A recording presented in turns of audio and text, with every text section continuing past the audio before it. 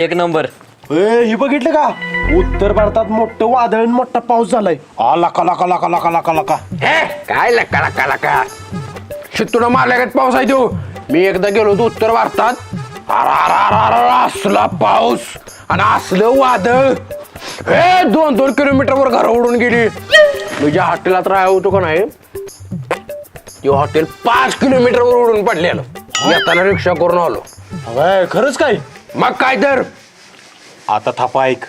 हिचा अशा कडाडत होत्या काड काड काड काड काड काड काड माझ्या समोर 9 फुटावर वीज पडली. थाड 4 माणसांची राख झाली माझ्या डोळ्यात देखत. मी तिथंच नव्हता. मग तुम्हाला काय झालंय? हे ईद जवळ आली माझ्या आणि मला म्हणली पाहुणं तंबाखू आहे का.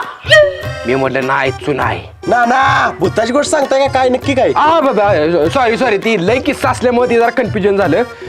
तर ईज कुठली पडेल माझ्या अंगाव. माझ्या आज्यानं दिलेलं तावीज होतं माझ्या गळ्यात. ईद जवळ येईल कुठली. बर आई शपथच. आता गमत बघ ना पाऊस पण होता नको तिथं.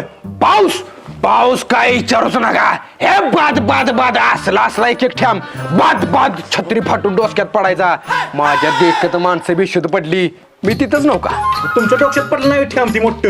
हे तसा गेलं की माझ्या आज्यानं दिलेलं तावीज होतं जवळ. पाऊस येईल कुठला जवळ. हा खराय खराय. पावसात सापी बाहेर पडला असतील की. हा ती एक सांगायला राहिलं. साप तर एवढं भयंकर का नाही. माझ्या हाताला इटुळ पायाला इटुळ. येताय पाय. हा पायाला इटुळ गळ्यात इटुळ सगळीकडे साप. एक तर होता 100 फुटाचा 5 फड्याचा काळा नाग. त्याच्यावर बसून मी पाण्यातनं 3 किलोमीटर प्रवास केलाय. मग त्या नागानं तुम्हाला काय केलं नाही बी? आज जास्त आवीज होतं गळ्यात. नाही मग धाडस होतं माझ्या अंगात.